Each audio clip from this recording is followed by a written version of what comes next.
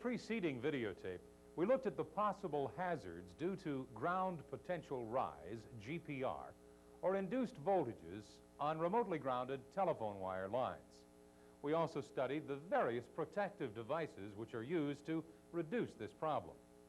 In this tape, we shall continue the subject by looking at different protection arrangements, and we shall also examine the associated installation techniques. Our objective here is to show good practice and alert you to factors which must be considered. As you follow through the examples presented, please remember, not all telephone and power companies do things identically. For example, a remote drainage location may be considered unnecessary. Carbon block or similar protectors may not be installed at the high voltage interface. Many other variations are possible. So while remembering the concepts covered in this tape, be sure you understand the details of your own specific installations. Of course, the actual protection scheme selected depends upon the purpose of the particular communication circuit being protected, and hence, the degree of protection required. As we know, telephone lines are used for many different types of communication circuits. The communication circuits supplied by telephone companies to power companies fall into 4 classifications or service types. The IEEE defines 4 types of service, types 1, 2, 3, and 4. Service type is determined by many factors. For example, whether the line is private or not, the type of signal transmitted, that is AC or DC or both, and application or use. More details are in your workbook. Along with the service type, we also have to define the level of priority required. This is done by specifying the service performance objective of each circuit. This is known as SPO classification, A, B, or C. A Class A SPO indicates that non-interruptible service is needed. This type of circuit must function continuously, that is, before, during, and after the power fault condition. A Class B SPO describes a self-restoring interruptible service. This circuit needs to function before and after the power fault condition, but not necessarily during the fault. A Class C SPO indicates that interruptible service is acceptable. These circuits can tolerate a station visit to restore service. As you can see, Class A is the most demanding. Even a momentary service interruption cannot be tolerated. Some examples of Class A are pilot wire and audio tone protective relaying and critical supervisory circuits. Special protection must be provided in order to meet these rigid requirements. In addition to this, 2 alternative circuits with different routing are often installed. This involves duplicating the particular telephone circuit end-to-end over 2 geographically separated routes that should be chosen so no single telecommunication network failure or power system fault can affect both routes. The second entrance cable should enter the substation at a different location and must feed into a separate HVI cabinet. Thus, there are 2 interfaces. As an additional safeguard, the circuit should appear as few times as possible on the central office main distribution frame, and it should be identified with special covers. Telco personnel should be aware that these special circuits must not be tested, switched, electrically contacted, or changed unless this activity has been coordinated with the appropriate group in the electric utility. All of the above considerations require close cooperation between power and telephone company staff. Frequent discussions between the 2 groups will help reduce unplanned outages to a minimum.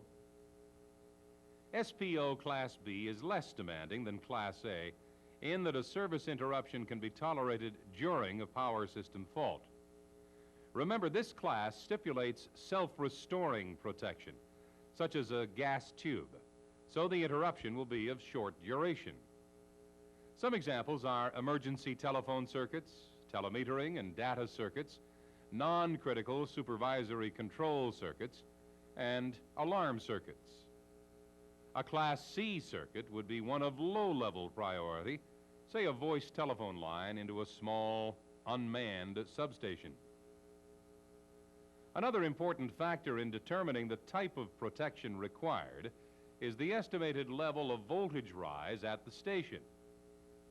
For example, high voltage special protection, HVSP, should be installed on all circuits when the anticipated voltage rise is above 1,000 volts peak. Even at lower voltages, HVSP is used under certain circumstances. For example, when at least one of the communication circuits has a Class A SPO, HVSP should be installed if voltage rise is 300 volts or higher.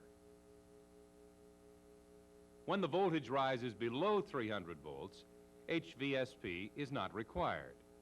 Even so, a number of utility companies still install HVSP equipment if the station has Class A circuits. In many companies, these voltage levels are classified as levels 1, 2, and 3. That is, level 1 up to the 300 volt peak, level 2 between 300 and 1,000 volt peak, level 3 over 1,000 volts peak. All of these items must be taken into consideration when installing or modifying a communications circuit. Where HVSP is not required, the circuits are equipped only with standard protectors, such as carbon blocks or gas discharge tubes, as shown here. We mentioned earlier that these simple telephone-type protectors may be damaged if they're subjected to higher than rated voltage. This factor is taken into consideration when defining the level 2 voltage rise, that is, between 300 and 1,000 volts. The upper value provides a margin below the expected damage level of protectors. The protectors are set to fire at lower voltage, say 300 to 600 volts, and then recover after the fault has cleared. This protects the cable and other parts of the installation. At this voltage level, 300 to 600 volts, additional special protection devices are not required for Class B circuits, where a momentary interruption may be tolerated. For this reason, the cable insulation must be able to withstand voltage up to 1,000 volts. In most installations, a high dielectric dedicated entrance cable is installed between the remote drainage location and the substation. Typically, this cable provides a dielectric withstand voltage of 5 kilovolts pair to pair and 20 kilovolts core to shield. As a matter of fact, most telephone companies use this cable as their standard. Generally, the dedicated cable contains varied communications circuits, perhaps Class A and B and C. In this situation, it is common practice to place HVSP devices on all circuits which are running in the same cable. The objective here is to prevent the possibility of service disruption due to a Class B or C circuit causing damage to a neighboring Class A circuit.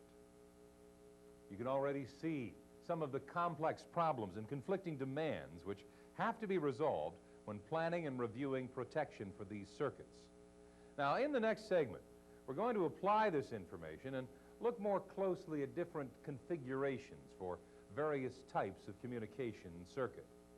Please turn off the tape and review this material now in your workbook.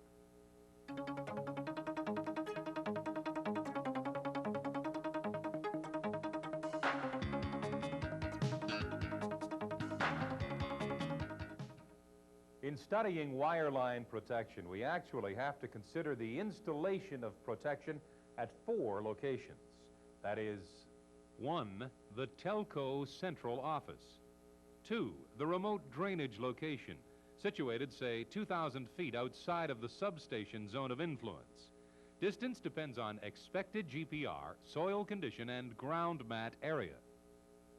3, the high voltage interface, usually inside the substation but may occasionally be outside. And 4, the substation communications panel where the power company equipment is connected. This is sometimes called the network interface, referring to the station communications network. Also, this point is frequently chosen as the demarcation point between telco and powerco. As we have already learned, the degree of protection required depends basically upon two things: the anticipated rise in voltage level and the actual function and priority of the communications circuit itself, that is, its SPO classification. So let's start by looking at the most simple arrangement.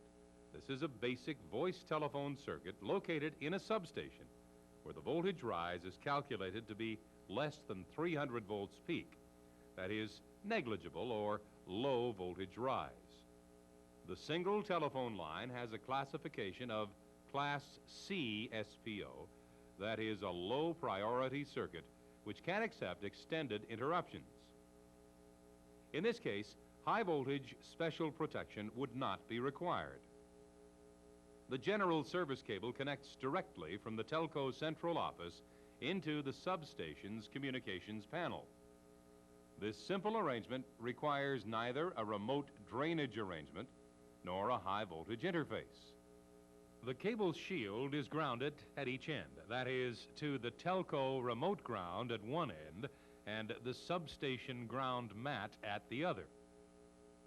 This is acceptable because in this particular installation, we expect no appreciable difference in ground potential between the two.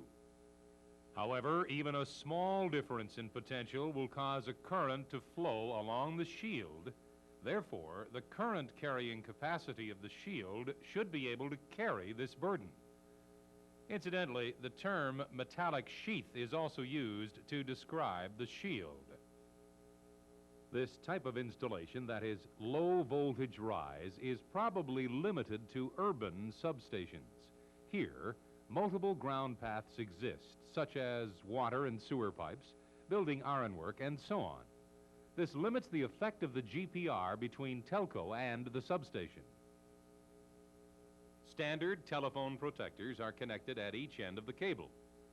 Carbon block type protectors could be used, as this particular circuit can accept the time delay that would be required to replace any permanently grounded blocks after firing. In some jurisdictions, this arrangement would not be suitable if the telephone circuit was rated as Class B, that is, momentary interruption only. Then, the selected protectors would likely be gas discharge tubes, as these are self-resetting. For additional reliability, these may be paralleled with carbon blocks that have a slightly higher firing voltage. But supposing the communication circuit was considered to be top priority with a Class A SPO, that is, uninterruptible service. In this case, the protectors at each end of the line would likely be connected through mutual drainage reactors to ground. A gas discharge tube is usually connected in the grounding circuit. You'll remember from our earlier discussion that the MDR only shunts to ground the common mode-induced voltage, while the AC and DC telephone signals continue to pass through the line. Clearly, the type of protector selected is very important in assuring that the communication line meets its performance objectives. This area requires careful coordination between telco and powerco. Now, let's see what additional protection is required when the anticipated voltage rise is between 300 and 1,000 volt peak. At this level, we still do not require high voltage special protection, and therefore, a high voltage interface is not required. In this case, the utility has installed a remote drainage point to provide a ground just outside of the station zone of influence. From this point into the substation, a dedicated cable will be installed. The remote drainage location provides a junction between the general use cable from telco and the dedicated cable supplying the substation. The general use cable shield is grounded at the telco central office and also at the remote drainage point. The dedicated substation cable shield is grounded only at the remote drainage location. It is extremely important that the dedicated cable shield be insulated from the substation local ground. Other than this, the protection is similar to the earlier case that we studied. Depending upon performance objectives, protectors such as carbon or gas or solid state or drainage reactors are connected at the telco office, the remote drainage location, and at the substation network interface. Now, where the anticipated substation voltage rise is calculated to be above 1,000 volt peak, then the protective configurations become more complicated. Some sort of isolation, that is, HVSP equipment, must be installed. Let's look first at typical grounding arrangements. Here at the telco central office, the circuit protector or drainage device is connected to ground, that is, remote ground. The general cable shield is grounded at various points en route, and finally at the remote drainage location, RDL. The draining device for the communication pairs is also grounded at this remote drainage location. The dedicated cable shield is also grounded and bonded to the general cable and RDL ground. The objective here is to minimize the effect of any voltage rise in the dedicated cable shield due to a GPR at the substation. The dedicated cable shield is isolated from contact with the substation local ground and so retains remote ground potential for its entire length between the RDL and station.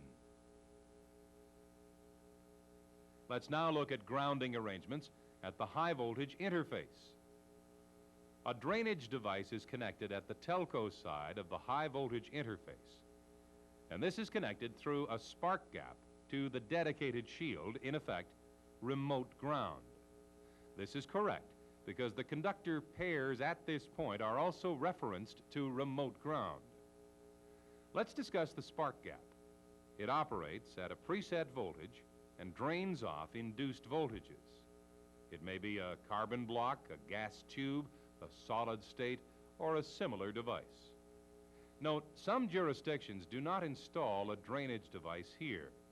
Check local practice. The HVSP is shown here in block form. This may be a neutralizing transformer or isolating transformer or other equipment, as we'll see in a moment. On the station side of the HVSP equipment, the connecting cable is run to the network interface, usually in the control huts. The shield of this cable is connected to the station ground. The station side drainage device is also grounded at this point. This cable may be run in steel conduit, both for physical protection and also to provide further shielding against interference from local switching surges. Often a grounded bare conductor is run alongside the cable for additional protection. So we have the station side drainage device connected to station ground and the line side drainage device connected through a spark gap to remote ground. In most installations, a lightning arrestor is connected between these two grounds to protect the isolation device in the event of a lightning stroke or other high voltage surge. The actual type of HVSP equipment depends, of course, upon the function of the circuit. For example, where AC-only service is required, an isolation transformer is quite adequate. In this particular installation, the station side of the isolation transformer also acts as a drainage reactor with its center tap connected to the station ground. In some installations, the remote side is also center tapped, and this is connected through a spark gap to the dedicated cable shield, that is, remote ground. However, please bear in mind that the primary purpose of the isolating transformer is as a high voltage special protection device that may additionally serve as a mutual drainage reactor. The dedicated telephone cable contains multiple pairs of conductors. Consequently, several different communication circuits are running through the same cable simultaneously. Logically, then, different types of HVSP equipment may be connected at the high-voltage interface between the pairs of the different circuits. It's quite common to find several isolation transformers connected to several circuits, and also a multiple winding neutralizing transformer connected to other communication circuits. In this arrangement, we see a neutralizing transformer with 3 pairs of secondary windings. The primary winding is connected between station ground and remote ground. Usually, unassigned wire pairs in the dedicated cable are utilized to make this remote connection. Clearly, the resistance of this remote ground connection must be kept as low as possible, so as to limit the remnant voltage in the secondary wire pairs. Several pairs of conductors may be connected in parallel to achieve this. In most cases, careful calculations are made so that sufficient grounding pairs can be included in the dedicated cable. Alternatively, the primary winding may be connected to remote ground via the cable shield. Now let's see how the secondaries are connected. One of the transformer secondaries is connected into a communications circuit, which calls for non-interruptible AC or DC capability. In order to meet Class A SPO service requirements, mutual drainage reactors with center-tapped protectors are connected at the usual locations. The other pair of secondaries are connected into a less important circuit which accepts interruptible service. In this case, MDRs are not required and the protectors are in the form of carbon blocks. In some installations, unassigned pairs in the dedicated cable are also protected. This protection is achieved by paralleling the spare pairs and connecting one end to remote ground. The other end is connected through the spare neutralizing transformer secondaries and grounded through carbon block protectors. However, this method is only practical if spare neutralizing transformer secondaries are available. Moreover, if other types of HVSP equipment are being used, it's unlikely that the utility company would go to the expense of installing additional HVSP devices for unassigned circuits. Clearly, there's quite a wide range of options available for telecommunication protection, but each circuit has its own particular needs. When working in this area, you have to very carefully check out the details of your particular circuits and related protection. I'm sure you'll come across some anomalies. Check with your supervisor the rationale for each particular installation. In order to help you with this, the IEEE Standard 487 on this subject includes a set of very useful tables. The tables list typical telecommunications circuit functions and then describe in an accompanying schematic diagram the recommended types of protection for different levels of voltage rise and service performance requirements. One word of caution, this guide was published in 1980, so some of the recommendations may have been superseded by newer equipment. No doubt this problem will be resolved in the revised edition to be issued shortly. Well, at this point, let's take a break, and then we'll come back and start looking at some practical requirements in installing these circuits. For now, though, please switch off the tape and review this material in your workbook.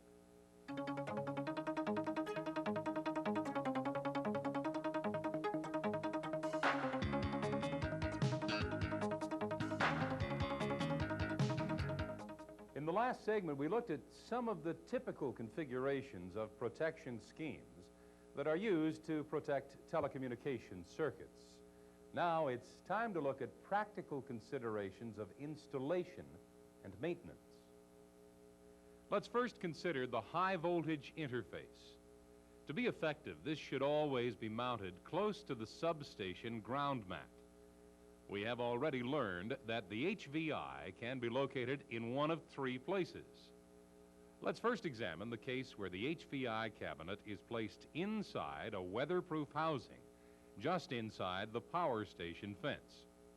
It is important that the cabinet be situated so that personnel cannot simultaneously contact the grounded cabinet and any other metallic structure. An example would be the substation fence, which may not be well grounded. Ideally, the HVI cabinet should be constructed with access through doors on either side. One side provides the interface with the incoming dedicated entrance cable and also the HVSP terminations. The other side provides access into the station side terminals of HVSP equipment and also the connecting cable which feeds into the control house network interface. The cabinet is sometimes mounted above ground. In this case, it is grounded to the station ground grid through bare copper wire. Alternatively, the cabinet is mounted on a concrete pad, and a copper grounding ring is placed all around the pad and bonded to the station ground grid. Two conduits are provided in this particular installation, one of steel and one of PVC or other insulating material. The PVC conduit insulates the dedicated entrance cable from the station ground grid all the way from the HVI cabinet out to a point at least 10 feet outside the perimeter of the station ground mat. From this point, the dedicated cable may continue underground or overhead to the remote drainage location. The steel conduit protects the connecting cable between the HVI cabinet and the communications panel in the control house. This conduit is bonded to the station ground at both ends and so provides some shielding against interference from switching surges. Where the length of this cable is greater than 50 feet, it is usual to add a low impedance shunt for ground current using a bare copper wire. This is run outside but in parallel with the metal conduit, and it is grounded at the HVI cabinet at one end and the communications panel ground at the other end. Where the interface is located outside of the substation fence, arrangements are similar to those we have just seen. However, there is one notable exception. It is essential to extend the substation ground mat. In practice, a mini grid is built extending to a distance of at least 8 feet around the HVI cabinet in all directions. This mini grid is then bonded to the substation ground grid by bare copper conductors.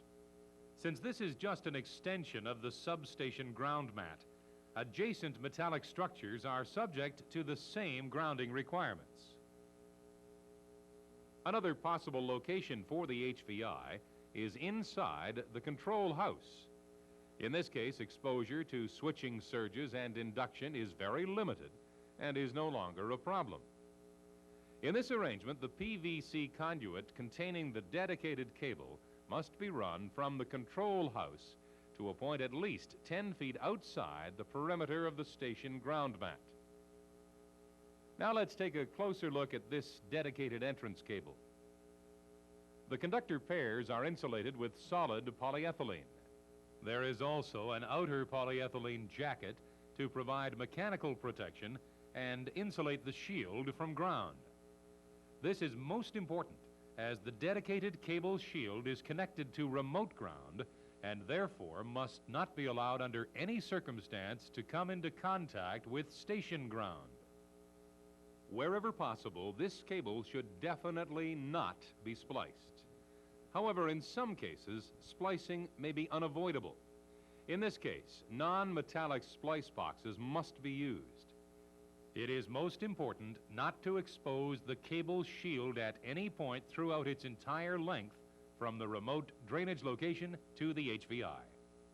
Some of this goes against our natural instincts. Normally, we expect to ground everything within the substation to the station ground. Remember that the dedicated cable shield must be completely insulated and protected from station ground. When the dedicated cable is being installed, great care must be taken to avoid cuts, nicks, abrasions, and sharp bends, which may reduce its outer polyethylene jacket's insulation capability. When the cable is newly installed or modifications have been carried out, it is recommended that high potential tests be performed to ensure the withstand capability of the insulation. This is particularly necessary if splices have been made.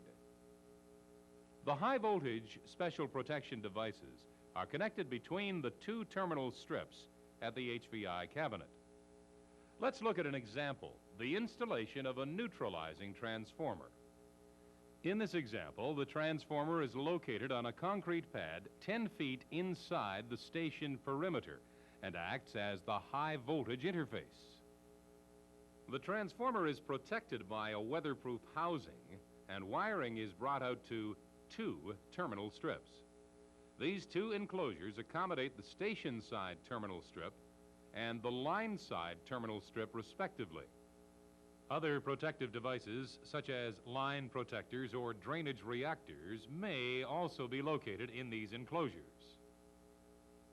A bare grounding wire is buried around the circumference of the pad, and this is bonded to the station ground grid. The neutralizing transformer casing is also bonded to this grounding wire. Once we start to work on cable connections, we must remember that the transformer casing and surrounding structure is grounded to station ground. But the dedicated cable itself is at remote ground potential.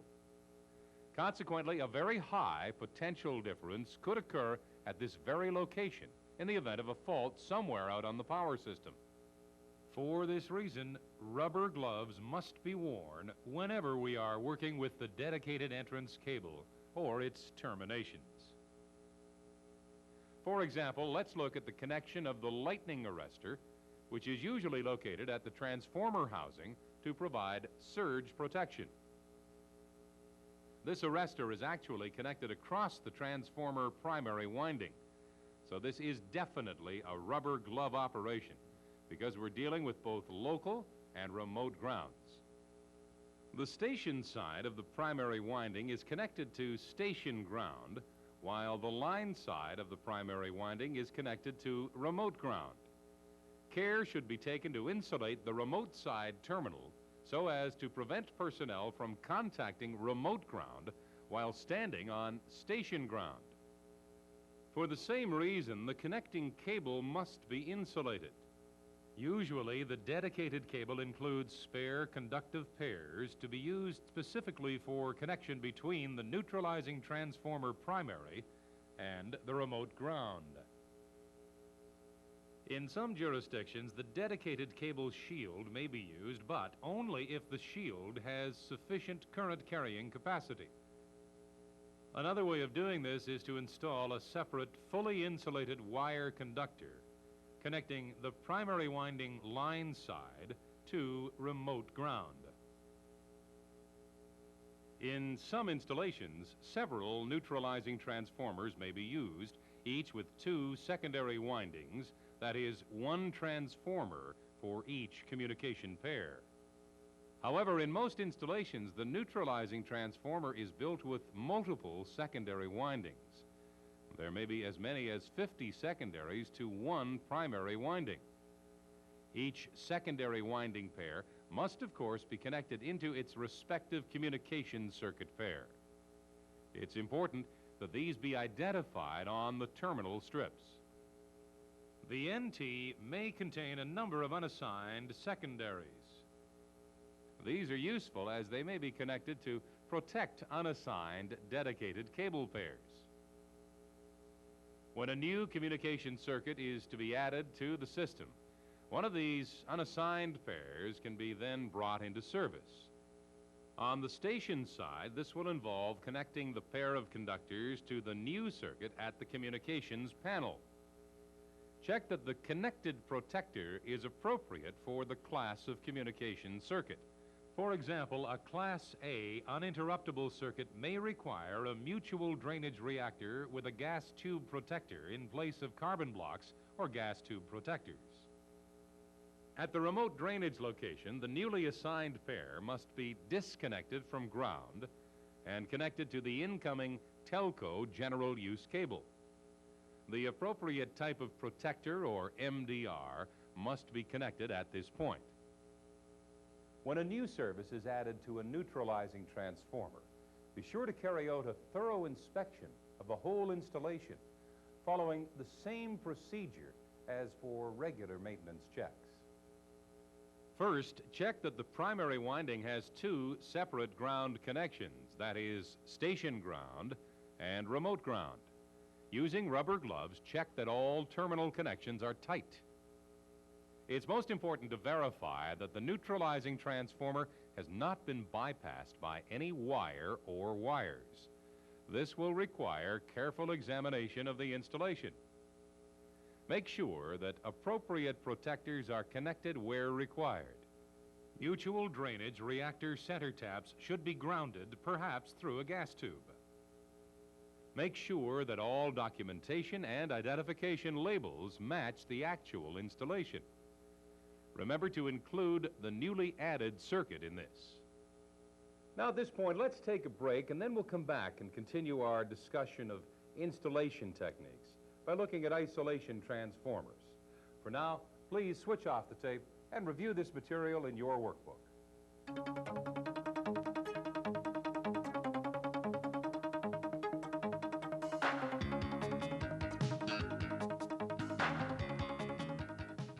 Let's now continue our discussion of HVSP installation by looking at a hypothetical example utilizing isolating transformers. Let's suppose that this installation is intended to serve three communication circuits. One is a 4-wire audio tone protective relaying channel. This must meet SPO classification A, that is, uninterruptible service.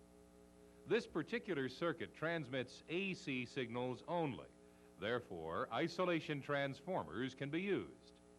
Actually, 2 isolation transformers are necessary because this is a 4-wire circuit, that is, 2 pairs are used. The next circuit is a 2-wire telemetering channel, SPO Class B. This also uses AC signals only, and therefore an isolating transformer is quite satisfactory. The third circuit is for a telephone line service, SPO classification C. As we know, this circuit transmits DC as well as AC signals. Therefore, a special isolating transformer will need to be installed. The so-called encapsulated isolating transformer includes a relay for transfer of DC signals. A separate power supply is also required for this unit. So we need a total of 3 isolating transformers plus 1 encapsulated isolating transformer. In addition to this, we are informed that a 4-wire SCADA circuit will probably be added in the near future. So space will be allowed for 2 further isolating transformers. The layout in the HVI cabinet would probably look something like this. Let's look at the components first, and then we'll examine wiring connections later. The main feature of the cabinet is the 4 isolating transformers, one of which is the special type encapsulated transformer. When these and other components are mounted on the backboard, great care must be taken to ensure that mounting screws do not penetrate right through and possibly come into contact with the cabinet housing or any other metallic structures which are connected to station ground. Similarly, care should be taken not to use metal staples when running cable. The PVC conduit containing the dedicated entrance cable is led in at the bottom left-hand side, and the incoming conductor pairs are connected to the dedicated cable terminal strip here. Another terminal strip is located on the station side of the isolation transformers. In this particular installation, this also forms the demarcation interface between telco and powerco. The station side cable pairs are connected at this strip, and the cable in turn is run out at the bottom right-hand side in a steel conduit. A ground bus is located inside the cabinet, permitting all local ground connections to be made at the same point. An AC power supply outlet is available in the cabinet, and this is used to feed the power supply module. A spark gap and a lightning arrestor are also included in the installation.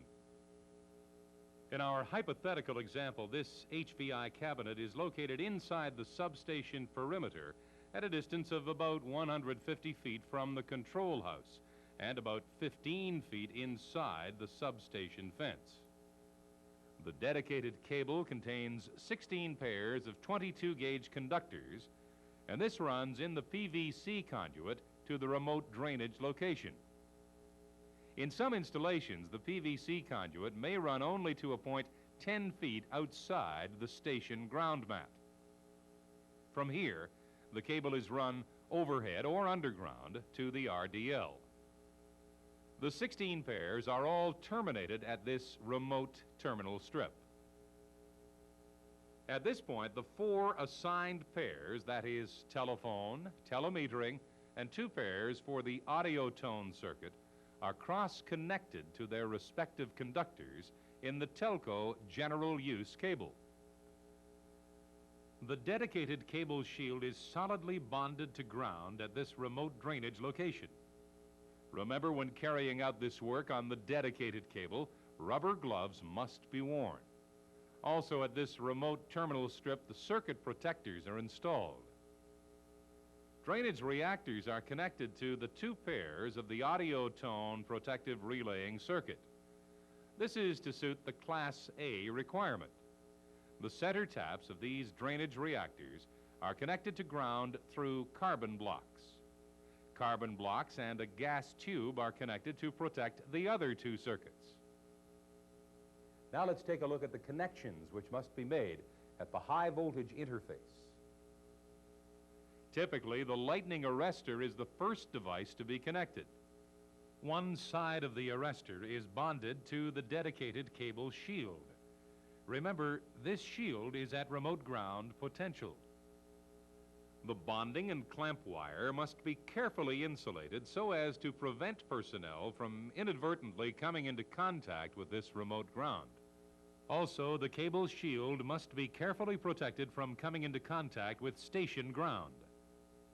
For this reason, the connection cable to the lightning arrestor is heavily insulated.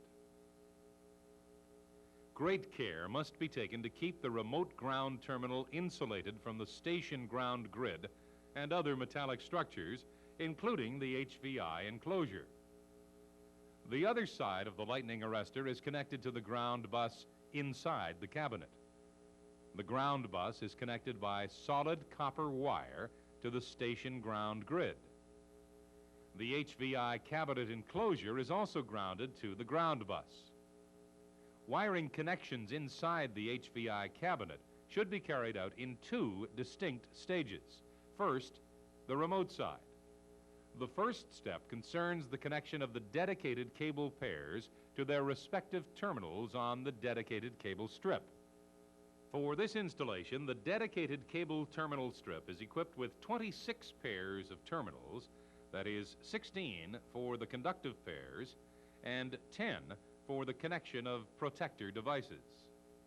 In this installation, protectors are connected to the center tap of the isolation transformers. With this in mind, the remote side center tap on each of the 3 isolating transformers is wired to connect with terminals 24, 25, and 26 respectively. Protectors will be added to these terminals later. In this particular installation, the remote side wiring is colored red. Remember, with both remote and station grounds present, all of this work should be conducted while wearing rubber gloves. Also, be sure never to work on a high voltage interface installation during a lightning storm. Now, the spark gap will be connected. This is connected between the dedicated cable terminal ground lug and the remote side terminal of the lightning arrestor. This effectively connects this side of the spark gap to remote ground. Now, the remote side line connections from all 4 of the transformers can be connected to terminals 1, 2, 3, and 4 on the block. This will coincide with the incoming cable connections. This red wiring should be kept as short as practicable. Now let's look at protectors. During installation, carbon blocks may have been connected to the dedicated cable pairs at the terminal board, that is, terminal pairs 1, 2, 3, and 4. These should now be removed and a gas tube protector placed in the telephone circuit only. In the remaining 3 protector mounts, dummy blocks should be placed. This is because in each circuit, the isolating transformer center tap acts as a mutual drainage reactor. Remember, we connected these taps to terminals 24, 25, and 26 on the terminal board. To complete this circuit, gas tubes are placed in the protector mounts at these terminals so that mutual drainage will occur if the gas tubes fire. Now, the station side wiring. In this installation, the isolating transformers have center taps on both sides. Our first task is to connect all of the station side center taps directly to the ground bus. Insulated wire is normally used for this purpose. The station side wiring is referenced to station ground, and in this utility is colored green. Remember, the red wiring was referenced to remote ground, so we must be careful to keep the wiring separated. Make sure that the green wiring runs outside of the space allotted for red wiring. Now we can connect the line side of all 4 transformers to the station side terminal block, that is the demarcation terminal using, for example, terminal pairs 1, 2, 3, and 4. The encapsulated isolating transformer requires a DC power supply. This will be 24 or 48 volts. These terminals are wired to the output of the power supply module. The station side cable can now be connected to the network interface in the control house. Most telephone and power companies require the use of rubber gloves when working in the HVI cabinet. Be sure you follow your approved practices. Before releasing the installation, the wiring connections must be verified.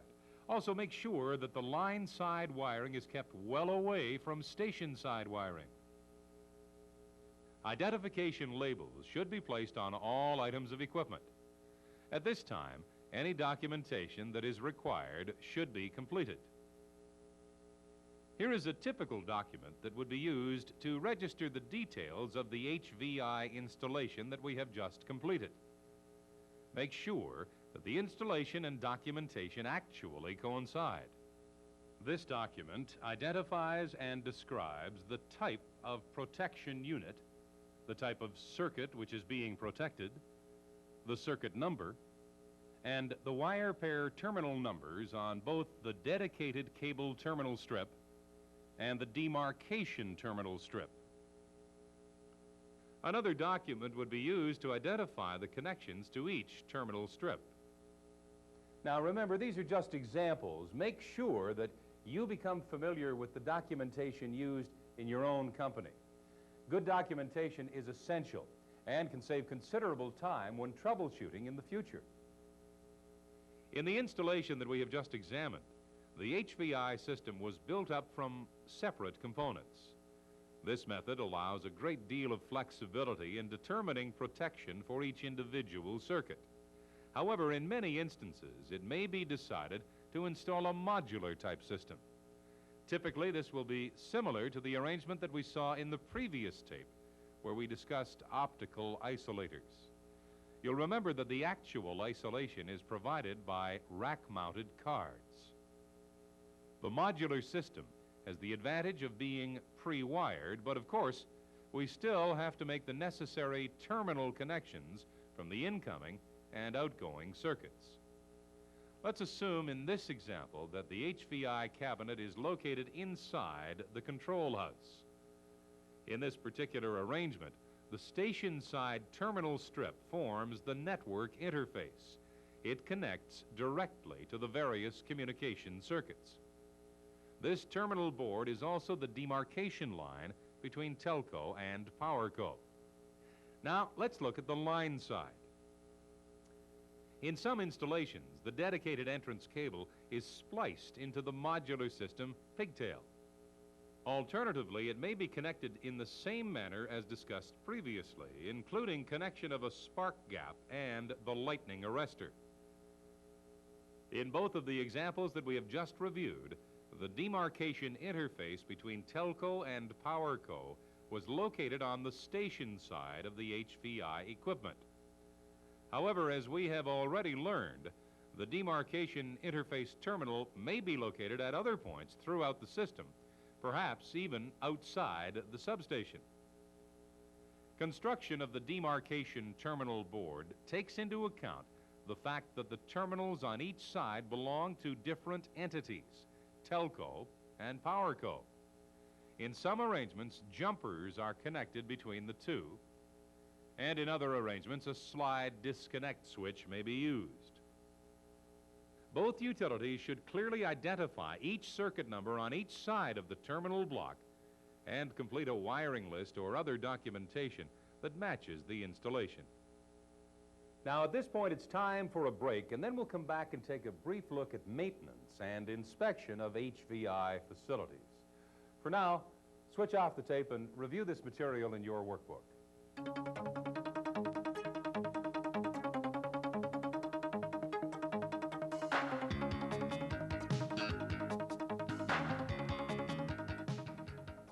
By now, we've learned that techniques for protecting telecommunications circuits in substations are quite different from standard practices in both the telephone company and the power company. For example, the following items may easily be overlooked by the unsuspecting technician: the separation of remote and local grounds, the HVSP hardware, the high insulation levels on innocent-looking telephone equipment.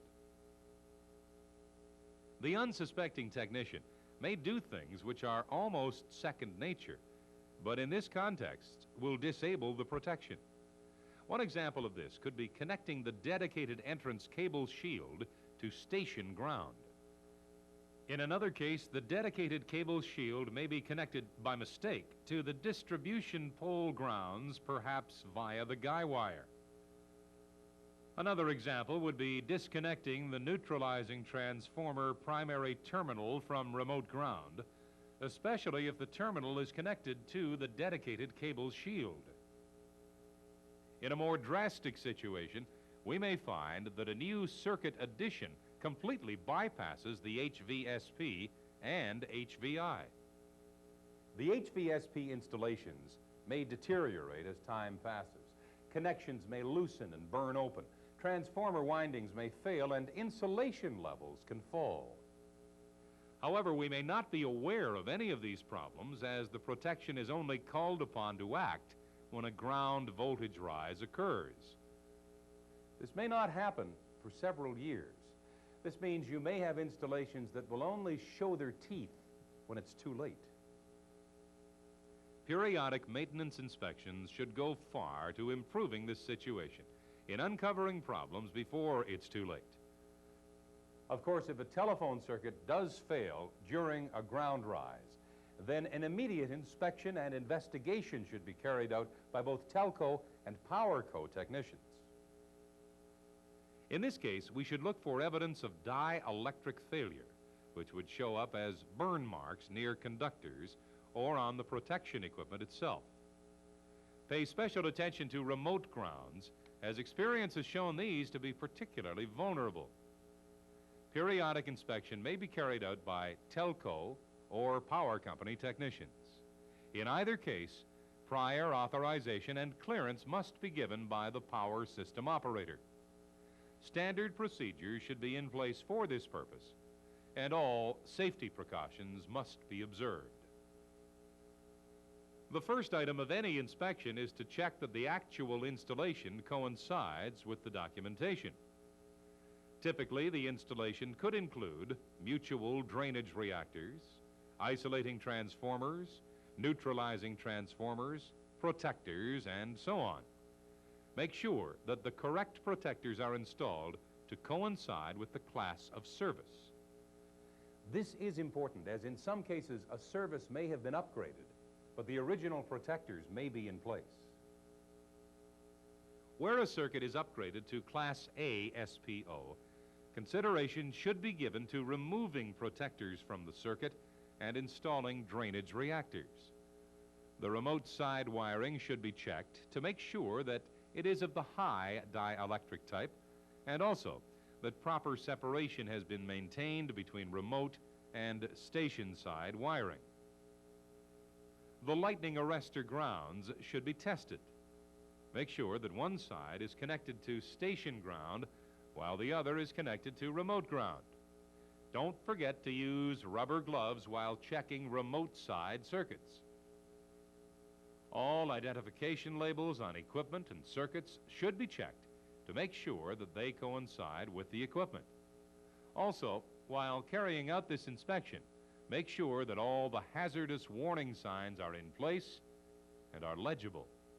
No doubt during your inspections, you'll come across HVI installations that are not all as neat and tidy as the ideal examples that we have discussed. In many installations, it is quite difficult to actually determine which wiring is station and which wiring is remote. Also, the wiring may not be only in one area of the cabinet. All of this is probably due to overcrowding as the HVI expands to accommodate new or modified circuits. For safety reasons, the utility company should consider replacing such an installation with a revised design. Another problem is that additional equipment, which really belongs to the station-side communication circuits, is often located in and around the HVI cabinet.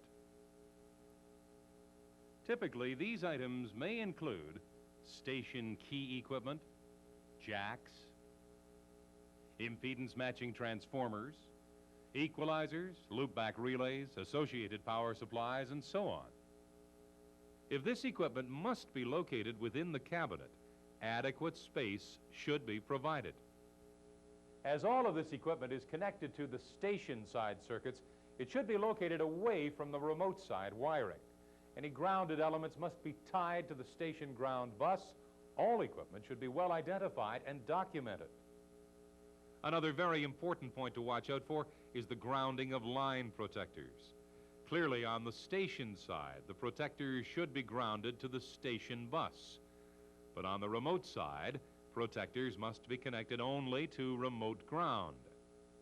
This concept's sometimes difficult to remember, as all of us are inclined to want to ground every circuit to station ground. Conceivably, you or I may quite accidentally connect a remote side circuit to station ground because we're used to seeing everything grounded. Always be sure to keep separate in your mind the remote grounded circuits on one hand and the station grounded circuits on the other. In your workbook, you'll find a typical inspection checklist. However, you must make sure that you're prepared to carry out inspections on your own company's installations. Make sure that you have all the necessary documentation, checklists, and procedures. These should be quite specific to each installation. When working around HVSP equipment, always bear safety in mind. Warning notices are most useful in this respect. At the remote ground location, a sign should be posted warning people about the hazard of disconnecting the ground. At the high voltage interface, warning should be posted to advise of the possibility of a high voltage, say 5 kilovolts, between the local conductors and the entrance conductors and cable shield. The remote ground connection should also be tagged with a warning not to remove the connection. And finally, a few suggestions for your safety when working on the HVSP equipment. First, do not work on this equipment during thunderstorms. Use tested rubber gloves and perhaps insulating mats. Never leave the cabinet or cubicle open and untagged while you go to some other part of the substation. Both telco and PowerCo technicians should communicate with their counterpart and maintain good coordination and cooperation at all times. Please switch off the tape now and review this material in your workbook.